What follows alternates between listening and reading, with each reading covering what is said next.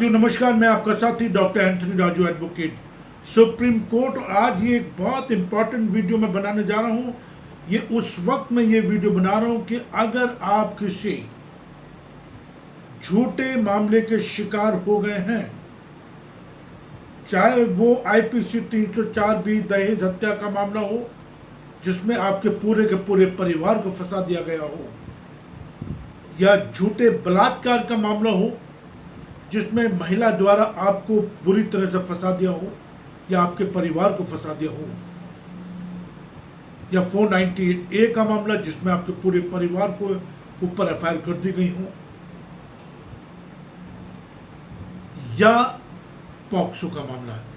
ये अपने आप में बहुत गंभीर मामले, गंभीर धाराएं, और इस पर मैं कई बार वीडियो बनाता रहा हूं। और मैंने एक ही बात कही है आपसे कि जब तक आपने कोई अपराध करा नहीं है या आपकी कोई इसमें इन्वॉल्वमेंट नहीं है तो इससे आपको डरने की ज़रूरत नहीं है। लेकिन मैं समझ सकता हूं कि जिस तरह का हमारा जुडिशियल सिस्टम है या जिस तरह का हमारा क्रिमिनल जस्टिस सिस्टम है, डर स्वाभाविक है। और एक ऐसी धारा जो बहुत बहुत ज़रूरी है जब आपके ऊपर क्रिमिनल जस्टिस सिस्टम के तहत ट्रायल चल रहा हो, और ट्रायल चल रहा हो ऐसी अपराधों में जो अपने आप में बहुत घिनौने अपराध हैं और सज़ा जो है 10 साल से लेके 20 साल से लेके ताउम्र तक की सज़ा है। मैं बात कर रहा हूँ आपसे दहेज हत्या की, पॉक्सो की, रेप की, मर्डर की, और बहुत सारे ऐसे अपराध हैं। साथियों, मैं आपसे बस सिर्फ एक गुजारिश करना चाहता हूँ, क्योंकि मैं ये वीडियो बनाता हूँ, अपना बहुत कीमती वक्त इस वीडियो को बनाने में लगाता हूँ, और सिर्फ कारण यही है इस वीडियो बनाने का कि आपको जो हिंदुस्तान के बेसिक कानून हैं उसकी एक जानकारी आपके पास हो। जो माननीय हाई कोर्ट, माननीय सुप्रीम कोर्ट, माननीय सेशन कोर्ट के जो लैंडमार्क जजमेंट होते हैं इन घातक अपराधों को लेके, उसको एक सरल भाषा में आप तक पहुंचाया जा सके, क्योंकि इस देश के 80% जो लोग हैं वो एक सिंपल भाषा ही समझ सकते हैं। और आज मैं बात कर रहा हूं जब ट्रायल होता है साथियों, दहेज हत्या का मामला हो, चाहे रेप का मामला हो, चाहे पॉक्सो हो, चाहे आत्महत्या से उकसाने वाले मामले हो, चाहे मर्डर हो, कुछ भी मामले हो, आपराधिक मामले जिसमें 2 साल से ऊपर की सजा है, उसमें ये जो सेक्शन, जो धारा बताने जा रहा हूं, इसका बहुत बड़ा रोल है साथियों, बहुत बड़ा रोल है। Very very important section for the trial in the very very serious offence IPC 304B, dowry death, suicide, rape, murder, abetment to suicide, etcetera etcetera. और कई बार हमारे साथीगण इस धारा को बहुत लाइटली ले लेते हैं। और बड़ी सिंपल सी बात है साथियों, आपके खिलाफ एक इतना गंभीर मामला दर्ज है और चार्जशीट आ गई है, बट आपको नहीं पता है कि इस चार्जशीट में क्या लिखा है, कौन कौन लोग इसमें गवाह हैं, क्या क्या मटेरियल्स एविडेंस हैं, क्या क्या एविडेंस को सीज किया गया है। ये बहुत इंपॉर्टेंट पार्ट है। 164 के क्या बयान हैं, 161 के क्या बयान हैं, पुलिस की इन्वेस्टिगेशन किन एविडेंस को लेके की गई है, जो आपके विटनेसेस हैं, जो आयु साहब ने विटनेस बनाए, उनकी क्रेडिबिलिटी क्या है, उनका इस केस से क्या लेना देना है। ये जो पोस्टमार्टम रिपोर्ट आई है, जो विसरा रिपोर्ट आई है, जो एफएसएल रिपोर्ट आई है, उनकी क्रेडिबिलिटी क्या है? जो डॉक्टर्स, जो विटनेस है उसके अंदर, उनकी अपनी क्रेडिबिलिटी क्या है? और आज एक बहुत इंपॉर्टेंट मुद्दा, एक शिलोंग का मैंने एक पॉक्सो केस कर रहा हूं जिसमें सीआरपीसी 311, सीआरपीसी 311 के तहत हमने रिकॉल ऑफ विटनेस करा और उसमें डॉक्टर को हमने बुलाया जिसने वो एफएसएल रिपोर्ट बनाई। साथियों, आपको बहुत ही अचंभा होगा कि उस डॉक्टर ने आके सेशन कोर्ट, पॉक्सो कोर्ट में आके ये कह दिया कि जो ये रिपोर्ट है,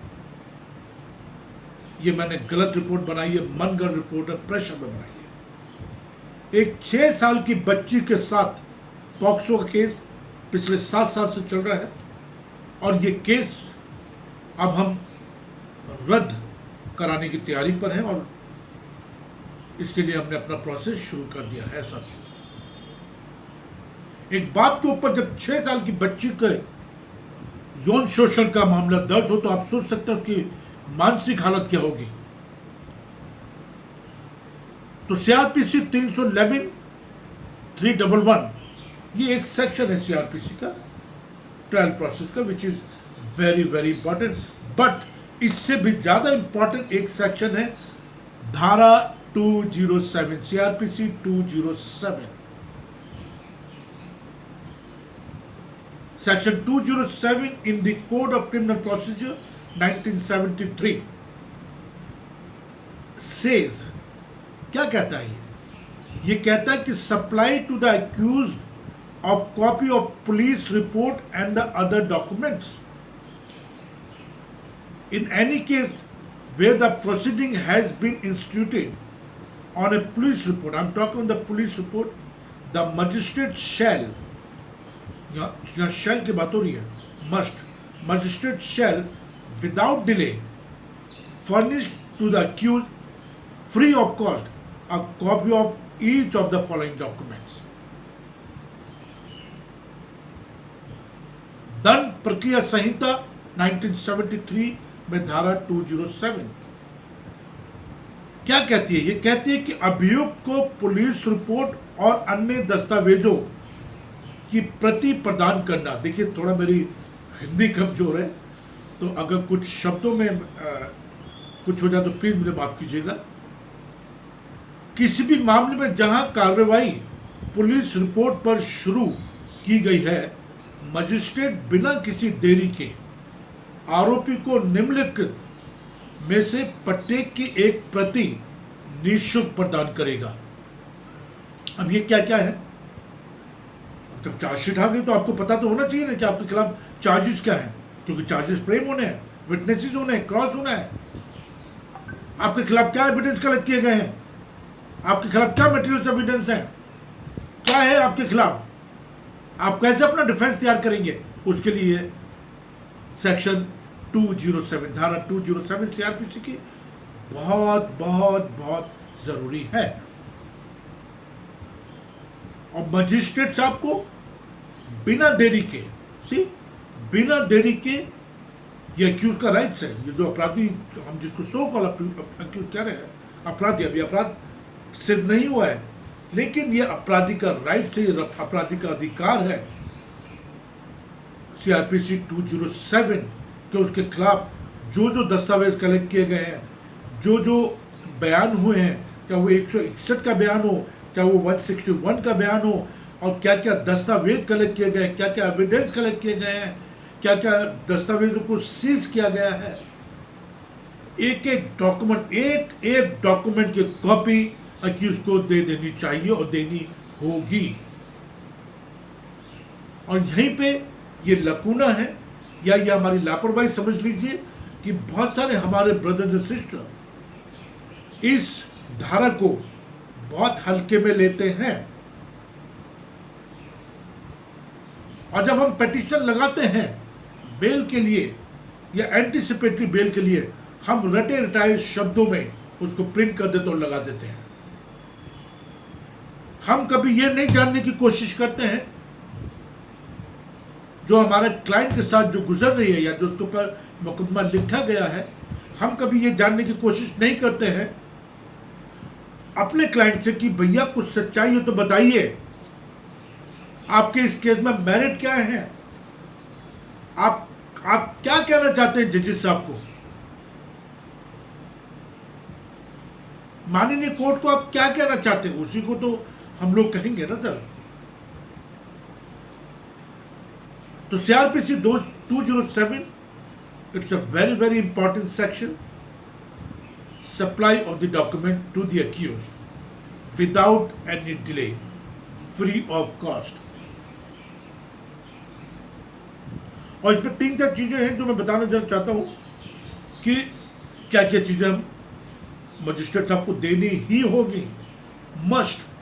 अब पुलिस रिपोर्ट, धारा 154 के तहत दर्ज की गई प्रथम सूचना रिपोर्ट, द FIR CRPC 154, उन सभी व्यक्तियों की धारा 161 की उपधारा 3 के तहत दर्ज किए गए बयान, 161 की जो स्टेटमेंट है वो, जिन्हें अभियोजन पक्ष अपने गवाह के रूप में जांचने का प्रस्ताव करता है, इसमें से किसी भी हिस्से को छोड़कर जिसके संबंध में पुलिस अधिकारी द्वारा इस तरह के बहिष्करण के लिए अनुरोध किया गया है, धारा 173 की उपधारा 6 में, धारा 164 के तहत दर्ज की गई स्वीकारोक्ति और बयान यदि कोई हो, धारा 173 की उपधारा 5 के तहत पुलिस रिपोर्ट के साथ मजिस्ट्रेट को भेजा गया कोई अन्य दस्तावेज या उसका प्रासंगिक उद्धरण, बशर्ते कि मजिस्ट्रेट किसी बयान के ऐसे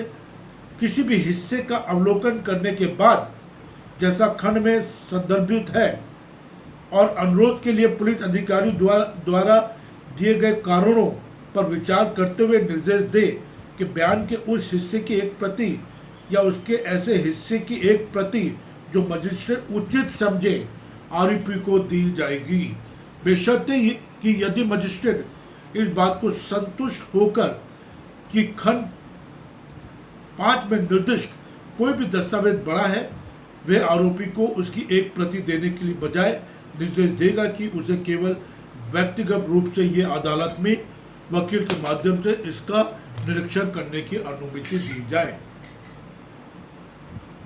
आप समझ गए कितना इंपॉर्टेंट सेक्शन है ये। और मैंने देखा है कि कई बार जब हम लोगों की तरफ से चूक हो जाती है, जब हम लोग अपनी बात को ढंग से माननीय जजेस के सामने रखने में नाकामयाब हो जाते हैं, जब हम अपने एविडेंस को, विटनेसेस को माननीय कोर्ट के सामने रखने में नाकामयाब हो जाते हैं, तो हमारा केस क्या होता है, कोलैप्स हो जाता है और हमें सजा हो जाती है। तो जितने भी डिफेंस एडवोकेट हैं, देखिए मैं एक एडवोकेट हूं, मैं तो पूरी की पूरी चार्जशीट का मैं तो बाल में से खाल निकालता हूं, और अपने जो मेरे जो क्लाइंट होते हैं उनको 10 बार फोन करना, उनसे बातचीत करना, एक एक चीज जानने की कोशिश करता हूं। और ये वीडियो बनाने का सिर्फ और सिर्फ एक ही मकसद है साथियों, कि कैसे आपके जीवन को बचाया जा सके, कैसे जो आपके खिलाफ झूठे मुकदमे दर्ज हैं उनसे आपको निकाला जा सके। मैं एक सामाजिक कार्यकर्ता हूं, all India council of human right का अध्यक्ष हूं, इंडियन ह्यूमन राइट काउंसिल का अध्यक्ष हूं, और उस नाते से मेरा ये फर्ज बनता है, ये कुछ पब्लिसिटी नहीं है, ये फर्ज बनता है कि मैं एक आम आदमी को आम भाषा में जो माननीय कोर्ट की जजमेंट है, high court, supreme court, session court, या जो कानून की परिभाषा है उसकी बेसिक फंडामेंटल तो बता दूं। और मेरी टीम, मैं आपको बहुत दावे जिम्मेदारी के साथ कह रहा हूं, मेरी टीम पूरे हिंदुस्तान में हाई कोर्ट में, सेशन कोर्ट में, सुप्रीम कोर्ट में हाजिर है आपकी मदद के लिए, एक ऐसी मदद जो आपका जीवन सुधार देगी, आपको बचाने की हम कोशिश करेंगे। और डिपेंड करता है, बड़ी जिम्मेदारी के साथ कर रहा हूं। अगर आपके केस में मेरिट्स हैं, आपके केस में अगर मेरिट है, आपके केस में अगर जान है, आपके पास अगर सबूत है, पुख्ता सबूत है, तो आप इस मुसीबत से जरूर बाहर आएंगे। आपकी बेल भी होंगी, आपकी एफआईआर भी क्वेश होंगी, और आप बाइज्जत बरी भी होंगे। और उन लोगों के खिलाफ भी हम केस करेंगे जिन लोगों ने आपको इस परेशानी में डाला है। मैं कोई यहां ज्यादा धाराओं की बात नहीं करता हूं, क्योंकि एक आम आदमी की धारा जल्दी समझ में नहीं आती। ये टेक्निकल लैंग्वेज, एक मैकेनिकल लैंग्वेज, लेकिन बेसिक चीजें मैं आपको बता देना चाहता हूं। ये वीडियो बहुत इंपॉर्टेंट है साथियों, मैं नॉलेज शेयरिंग कर रहा हूं, ये कोई पब्लिसिटी स्टंट नहीं है, ये नॉलेज शेयरिंग है। मेरी आपसे हाथ जोड़ के विनती है कि आप इस चैनल को जरूर सब्सक्राइब करें, लाइक करें, कमेंट्स करें, व्हाट्सएप करें, एसएमएस करें, जो आपको लगता है यार वो करो ना। अगर आप मुझसे बात करना चाहते करो, कौन मना कर रहा है? मेरी टीम से अगर बात करनी तो बिल्कुल कराएंगे, बात करिए, कौन मना कर रहा है? मेरा नंबर है 9873000542, मैं डिस्क्रिप्शन में भी दूंगा आपको, 9873000542, इस पर आप मुझसे बात भी कर सकते हैं, मुझे एसएमएस कर सकते हैं, कॉल कर सकते हैं, व्हाट्सएप कॉल कर सकते हैं। तो ये अपना आप एक बहुत ही बड़ा मुद्दा है साथियों। और आईपीसी 304B के मामले हो, दहेज हत्या हो, 498 हो, कोई भी मामले, ऐसे आपराधिक मामले जो आपके सर के ऊपर मरे गए हैं, गड़े गए हैं, तो इनसे डरने की जरूरत नहीं। अगर आपको लगता है झूठे हैं, बिल्कुल भी इनसे डरने की जरूरत नहीं है। हम अपने एविडेंस पर काम करें, विटनेसेस पर काम करेंगे, चार्जशीट में क्या लिखा है उस पर काम करेंगे, कौन कौन गवाह है, उनकी क्रेडिबिलिटी क्या है, उन पर कितना विश्वास कर सकते हैं, स्पॉट इंस्पेक्शन भी करेंगे। और जो हमारी एक्सपर्ट टीम है, एफएसएल की हमारे पास टीम है, पोस्टमार्टम की टीम है, हम उनसे एडवाइस भी लेंगे, क्यों नहीं लेंगे। तो ये सारी चीज़ें हैं साथियों। और मैं ज़्यादा ही लंबी वीडियो नहीं बनाऊंगा, क्योंकि काफ़ी लंबी हो जाती है, और क्योंकि शॉर्टकट नहीं है ज़िंदगी में कुछ भी, इसलिए थोड़ा ये वीडियो लंबी होती है। बट आप प्लीज़ बिल्कुल मत डरिए, अगर आपने कोई अपराध नहीं करा तो बिल्कुल डरने की ज़रूरत नहीं है। और मैं हमेशा आपकी मदद के लिए तैयार हूँ, हमारी टीम आपके लिए मदद के लिए तैयार है। जय हिंद।